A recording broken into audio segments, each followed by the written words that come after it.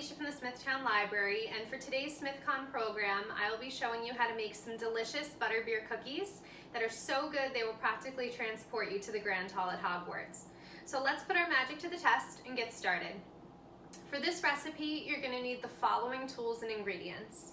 You'll need one large bowl, one medium bowl, a spatula, a whisk, a wooden spoon, a baking sheet, and an optional silicone baking mat.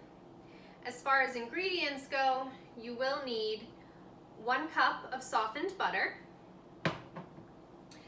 1 cup each of white granulated sugar and 1 of brown sugar, 2 3/4 cups flour, 2 large eggs, 1 teaspoon of baking soda, 1 teaspoon of salt, 1 teaspoon of vanilla, a package of butterscotch pudding mix, and then the best part, 1 cup of white chocolate chips and 1 cup of butterscotch chips. If you missed any of that, don't worry, there's going to be a recipe posted down below along with the video. So let's go ahead and get started. The first thing you're going to want to do is to preheat your oven to 375 degrees Fahrenheit. Once you've done that, you're going to want to take both kinds of your sugar in your large bowl, which I've already done. And to that, you're going to want to add your 1 cup of softened butter. You'll use your spatula to cream this together until everything is evenly incorporated. So go ahead and do that if you're doing this along with the video.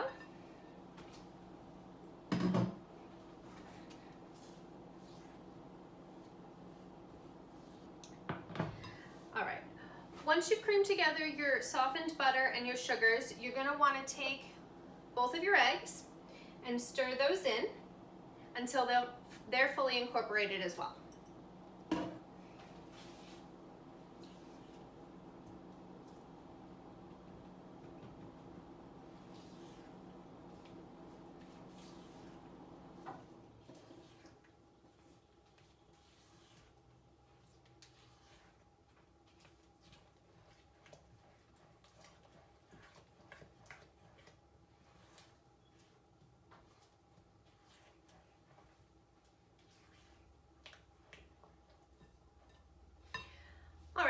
Once all of that is mixed up in your largest bowl, you're going to want to just set it aside.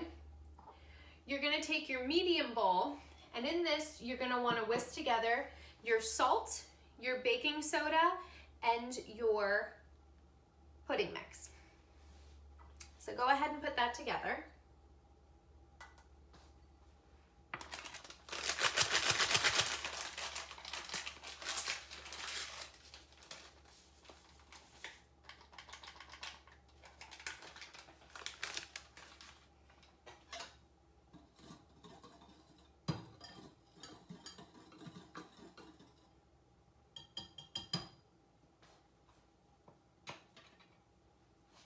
All right, so once you've whisked that together and made sure that all of the powders are evenly distributed with one another, you're gonna go back to your wet ingredients and you're gonna pour your pudding salt and baking soda mixture into the wet ingredients.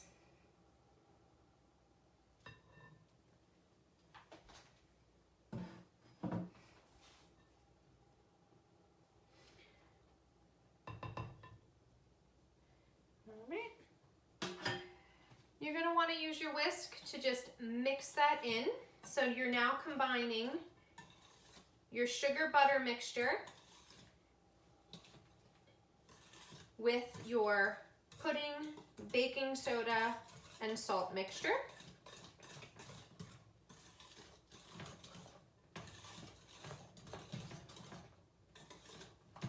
All right. Now once that's mixed in, you're going to want to take your teaspoon of vanilla and we're going to put that in there.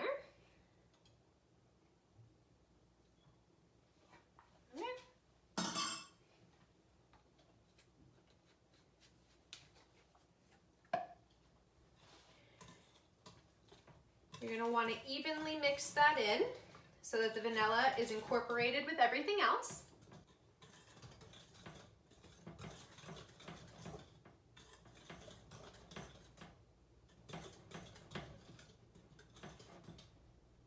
All right, once everything is evenly mixed, you're gonna wanna take your flour, and you're gonna take about half of your flour at first, just so that we can make sure everything gets evenly mixed. So start with just 1/2 of your flour and incorporate that first.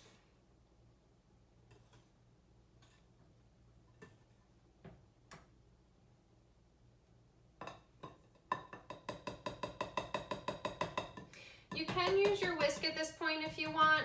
I think it's going to be easier for me to use my spatula, so I'm going to switch.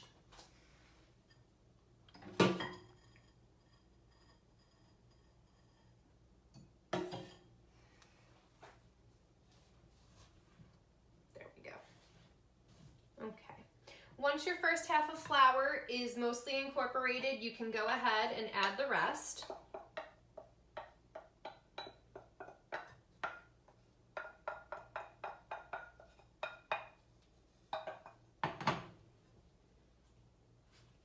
All right, once you see that your flour is completely incorporated, your dough should look a little bit like this.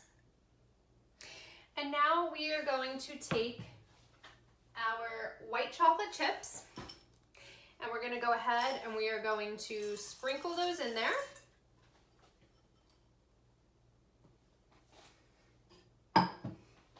We're also gonna go ahead and we're gonna take our butterscotch chips and sprinkle those in there as well.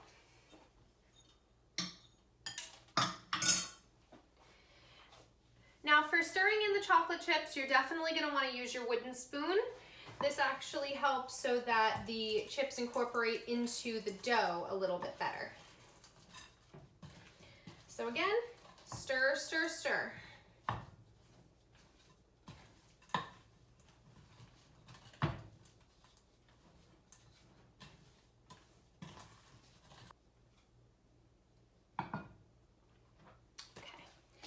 With all of our chips properly incorporated, the dough should look a little bit like this. Now you're gonna cover your dough and you're gonna place it in the fridge to chill for 15 to 20 minutes.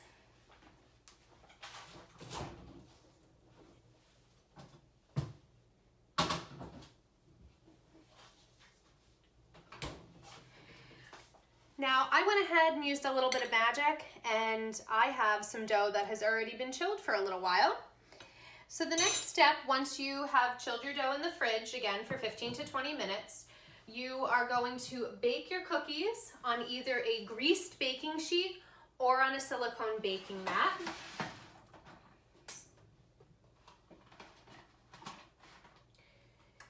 You're gonna go ahead and you're gonna make tablespoon-sized dough balls, and you're gonna place those on your greased cookie sheet or your silicone baking mat for 7 to 9 minutes in your oven that's already been preheated to 375 degrees. Once your cookies are done baking, you're gonna wanna transfer them to a cooling rack and allow them to cool for about 15 minutes. After you've allowed them to cool, you're gonna have some delicious butterbeer cookies that look a little something like this. So our recipe here yields about 4 dozen cookies, so that's plenty to share if you're gonna be bringing these to your house common room. But I do suggest having the recipe if it's just gonna be you and a couple of friends studying some spells. So thank you for joining me today. This video is part of our Fandom cooking series, so definitely check out a few of my colleagues who are making some recipes from some other fun fandoms. Also be sure to check out more from SmithCon lead-up events and join us on Saturday, October 3rd for virtual programs. For more information about SmithCon, check out the library's website at www.smithlib.org. Have a good evening.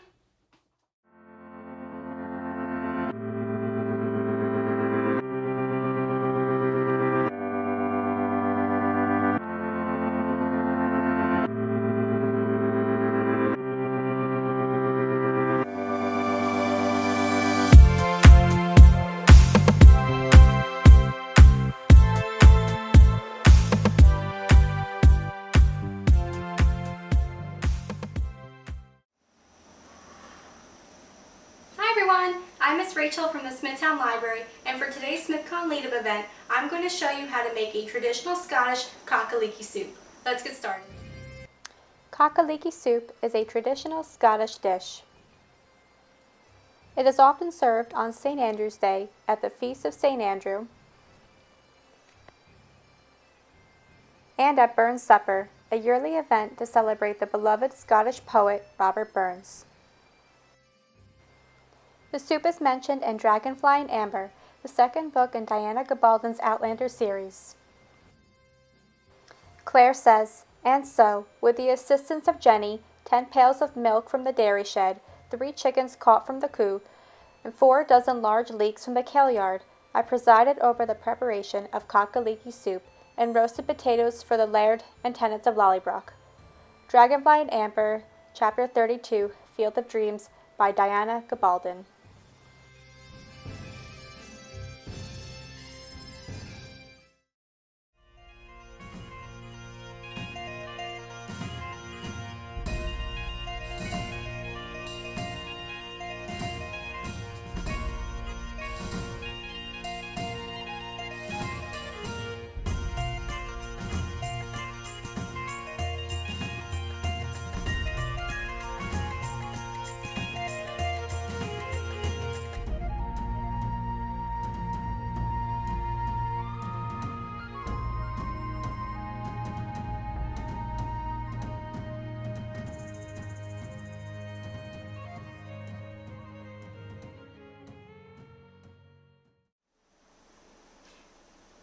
The first thing we're going to do is we're going to measure out 8 cups of chicken broth. You can use homemade chicken broth or you can purchase some at the store like I did here. Measure out the 8 cups, pour it into a pot on your stove, and let it come to a boil. After it's come to a boil, you're going to put it on a low setting and let it simmer.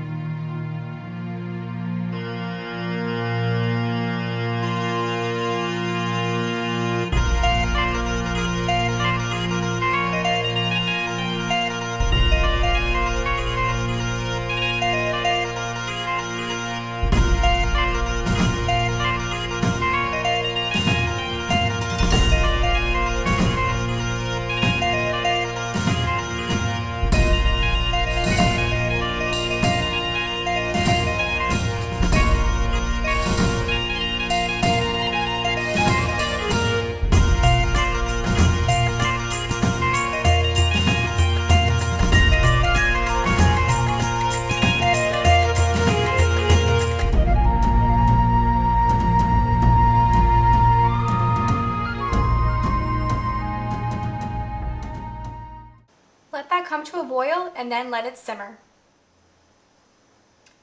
Cock-a-leekie soup is actually derived from a medieval French recipe for chicken and onion soup. However, when the recipe was adopted in Scotland, they realized that onions don't grow very well in the soil there. The soil there tends to be sandier than the soil in France. What does grow very well in sandy soil, however, are leeks. So the Scots replaced onions for leeks. So while you're waiting for your chicken broth to boil, you can chop up your leeks. You're going to need 3 cups of chopped leeks like I have here. You're going to use the whole part of the leek here. Before you start chopping, just make sure that you pull the leaves apart to get them thoroughly cleaned. Leeks are typically grown in very sandy soil, so you need to be very thorough when you're cleaning them. Once you get your leeks chopped, you can put them in the broth and then cook them for 10 to 15 minutes.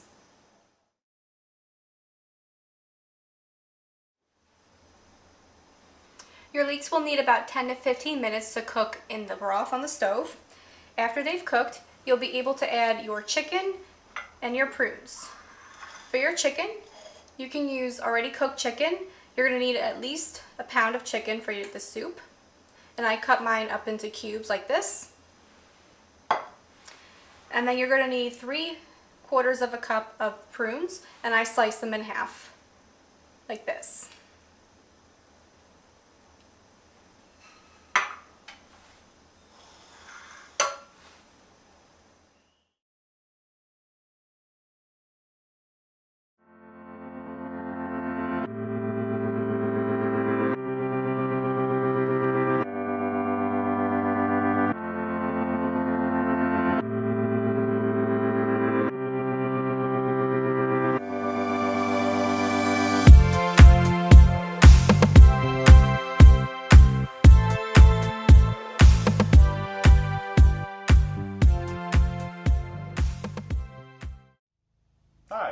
I'm Sean from the SmithCon Library, and for today's SmithCon program, I will be showing you how to make these delicious honey biscuits straight from the halls of Lord Caswell of Bitterbridge.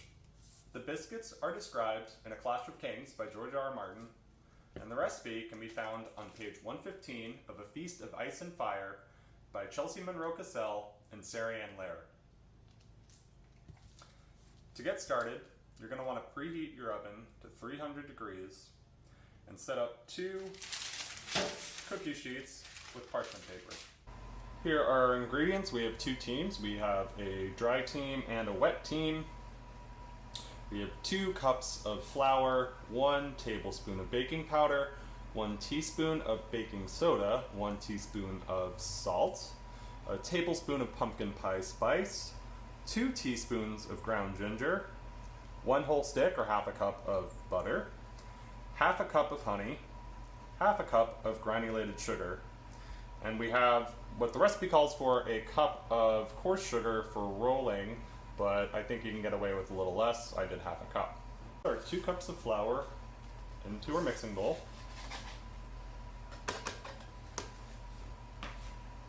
We're going to add our baking powder, baking soda, salt, pumpkin pie spice, and ground ginger, and we are going to combine. I use a whisk for this. You could probably use a fork or a spatula, just until it gets nice and aromatic. It takes on a little brownish color.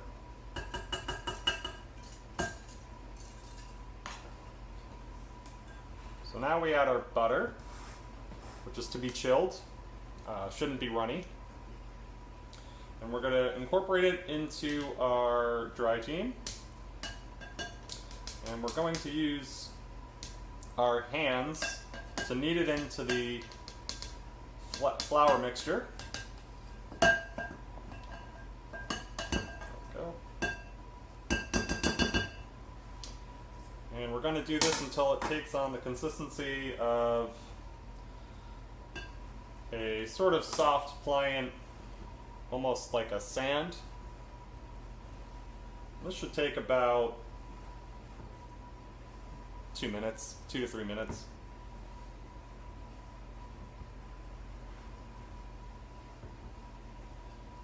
So you're just breaking up the butter a little bit, getting it as mixed into the dough as possible. Okay, when it's done, your dough should look something like this. It'll kind of look like the consistency of, again, wet, like kind of a wet sand or breadcrumbs. Okay, so now it's time to incorporate the honey. The recipe calls for either putting it in a saucepan and warming it up till it's runny, or you can put it in the microwave for a minute. And also an addendum, don't forget to add the sugar into the mixture like I did. It needs to go in with all the other dry ingredients.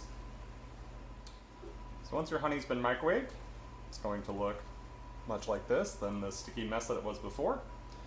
And we're going to add it to our dough mixture.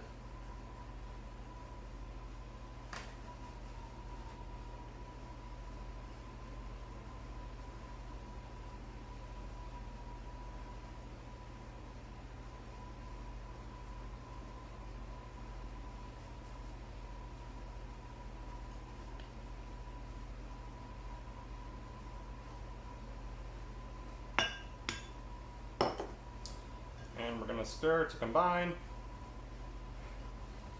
and we're looking for a soft, slack dough.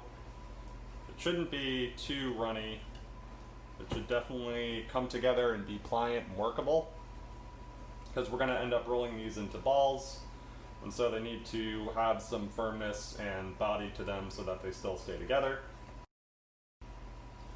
Okay, so I think this is looking pretty good. And what we will do next is retrieve our lined cookie sheets.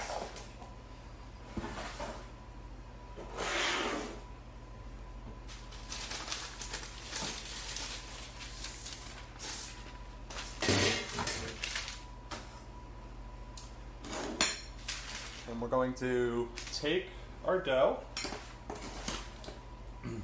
and we're looking to make 2-inch balls with them.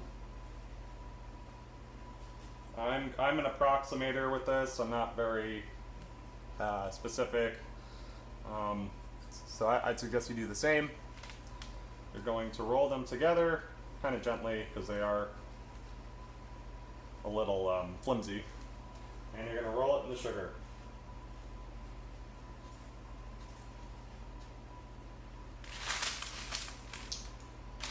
They might have a tendency to mosey, so definitely spread them out as best you can.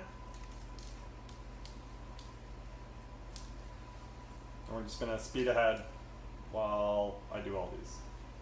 Okay, and there's all 16. I have some dough left over. I didn't last time, but there's no eggs in it, and it is really tasty, so do what you want with it. So now we're going to go over to the oven. Okay, so now we're going to put our biscuits into the oven for 12 to 15 minutes, or at least until they start to crack on top.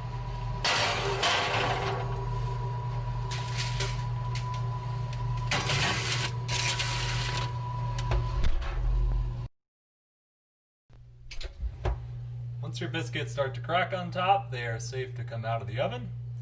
You can let them sit on the cookie sheet for about 10 minutes and then transfer them to a wire rack to finish cooling. Thank you for joining me today. Be sure to check out more SmithCon lead-up events and join us on Saturday, October 3rd for virtual programs. For more information about SmithCon, check out the library's website at www.smithlib.org.